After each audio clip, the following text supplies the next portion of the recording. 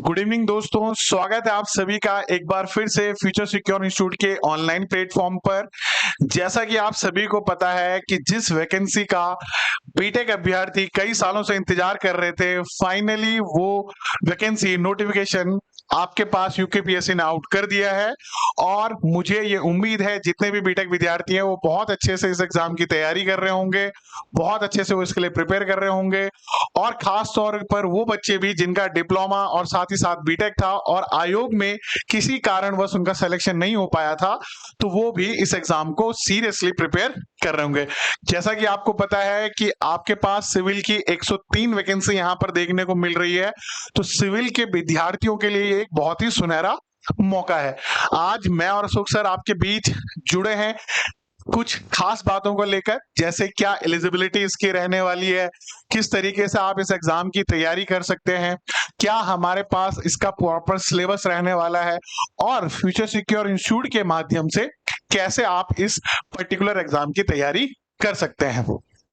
और एक बार फिर से, जैसा कि हम पहले लाइव नहीं जुड़ पाए थे, आप सभी को पता है कि हमारे पास हमारे ऑफलाइन सेटअप का कुछ काम अभी करणपुर में चल रहा था, इस वजह से दोस्तों हम आपके पास लाइव नहीं जुड़ पाए हैं। उन सभी विद्यार्थियों को मैं बहुत बहुत बधाई देना चाहूंगा जिन सभी का यूकेपीएससी जेईई में सिलेक्शन हुआ है, और वो विद्यार्थी जो अब आगे अपने पर्टिकुलर इस एग्जाम की तैयारी कर रहे हैं, उनके लिए भी अग्रिम शुभकामनाएं। अशोक सर अब आपके साथ इसका डिटेल सिलेबस को डिस्कस करेंगे। आपका यदि कोई भी डाउट हो तो आप कमेंट सेक्शन में जरूर छोड़िएगा, हम उसका प्रॉपर रिप्लाई करने की कोशिश करेंगे। ठीक है, लीजिए अशोक सर।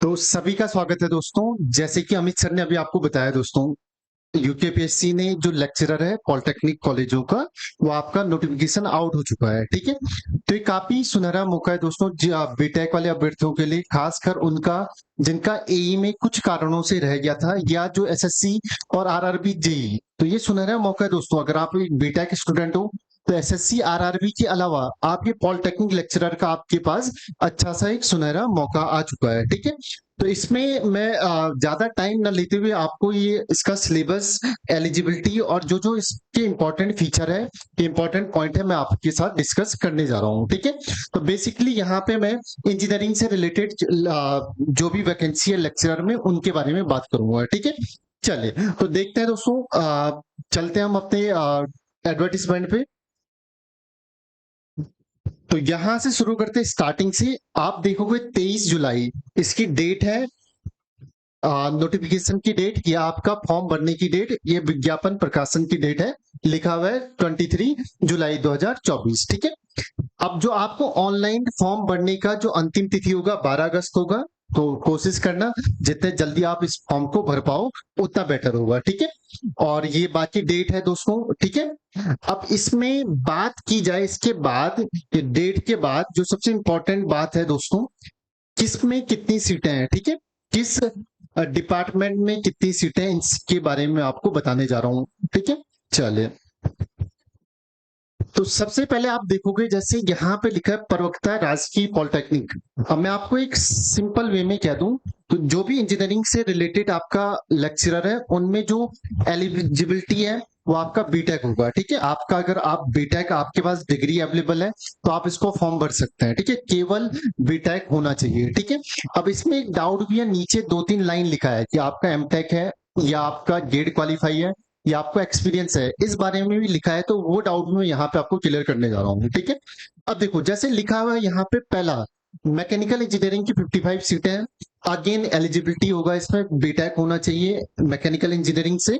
ठीक है, और ये दोस्तों ये जॉब इंपॉर्टेंट इसलिए भी है क्योंकि इसका ग्रेड पे है लेवल 10। ठीक है, तो एई के इक्विवेलेंट है।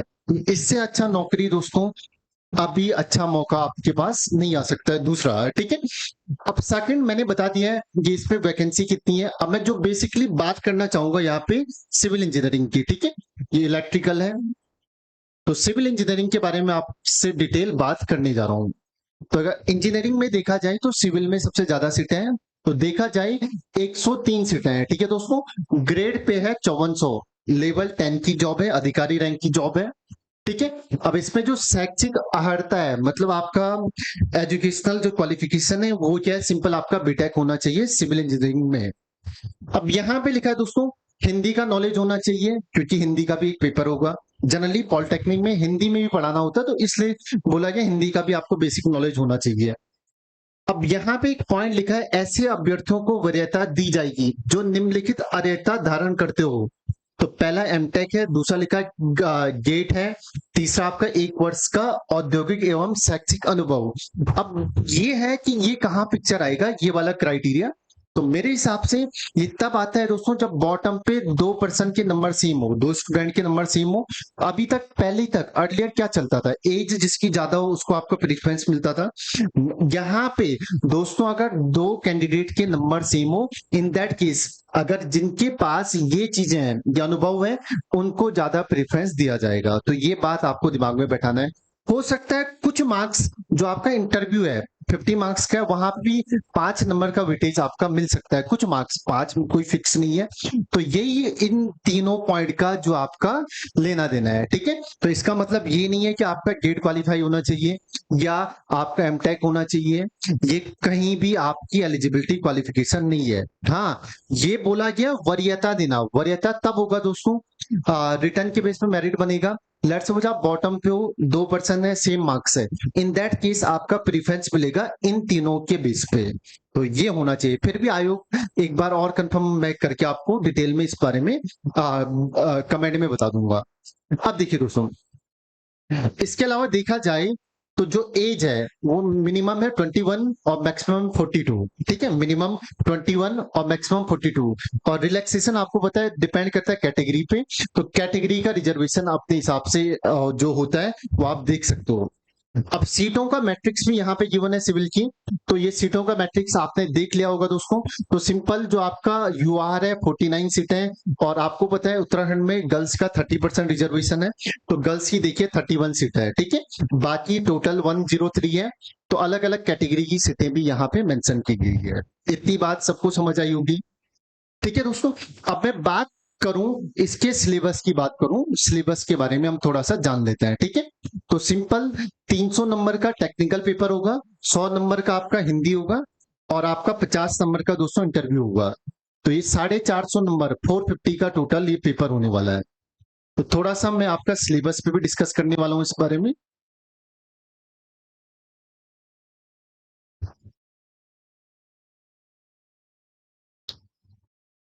ये है सिविल इंजीनियरिंग का जो आपका सिलेबस है, सेम है एई की तरह मान लीजिए। बट यहाँ पे फायदा दोस्तों, अब जो पेपर है एई का पेपर एनालिसिस करके पता चला है सिंपल एमसीक्यू वाला गेम है, कैलसी अलाउ नहीं है, तो न्यूमेरिकल आप छोड़ दीजिए, ठीक है। तो यहाँ पे बेसिकली एमसीक्यू वाला गेम है, आपको जो भी 3-4 महीने का टाइम है उसमें एमसीक्यू लगाना है, ठीक है। कॉन्सेप्ट तो होनी चाहिए, उसके अलावा भी एमसीक्यू लगाना है। तो मेन गेम एमसीक्यू होगा। तो इसमें स्ट्रक्चरल एनालिसिस है, सर्वेइंग है, एस्टिमेशन है, बिल्डिंग बीएमसी है, मटेरियल और कंस्ट्रक्शन दोनों चीजें इसमें इंक्लूड है। सोम है, strength of material, fluid mechanics, ये सारे सब्जेक्ट आप पढ़ते हैं दोस्तों। सॉइल और फाउंडेशन इंजीनियरिंग, साथ में देखा जाए ट्रांसपोर्टेशन इंजीनियरिंग जिसमें हाईवे रेलवे दोनों इंक्लूड होगा, इन्वायरमेंटल इंजीनियरिंग, ठीक है। और इसके अलावा design of concrete structure, then आपका वाटर रिसोर्स इंजीनियरिंग जिसमें आपका इरिगेशन हाइड्रोलॉजी इंक्लूड होगा। ये आपका बेसिक सिलेबस होने वाला है, ठीक है। और इसके अलावा 100 नंबर की हिंदी होगी। अगर मोटा मोटा हिसाब देखा जाए दोस्तों, तो आपका 300 टेक्निकल होगा, ठीक है। और आपका 100 नंबर क्या होगा, हिंदी होगा, और 50 मार्क्स आपका इंटरव्यू होगा। जो फाइनल सिलेक्शन होगा it will be based on the 450 marks.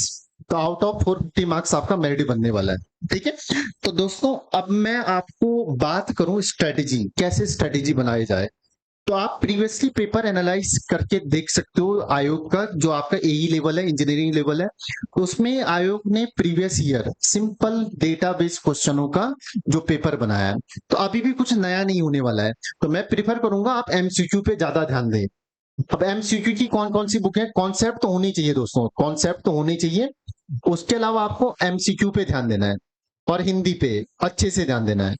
MCQ generally आप PYQ लगा सकते हो। PYQ ऑनलाइन ऑफलाइन, ऑफलाइन लगाना चाहते हो दोस्तों गुप्ता एंड गुप्ता, गुप्ता एंड गुप्ता।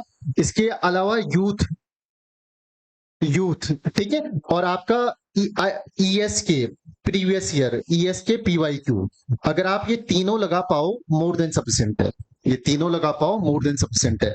और हिंदी के लिए आप बेसिकली कोई भी बुक और कोई भी MCQ आप लगा सकते हो, और साथ में आप ऑनलाइन टेस्ट भी कहीं से भी दे करके इनकी तैयारी कर सकते हो। ठीक है, तो दोस्तों ये आपका अच्छा अपॉर्चुनिटी है, तो अभी से लग जाइए।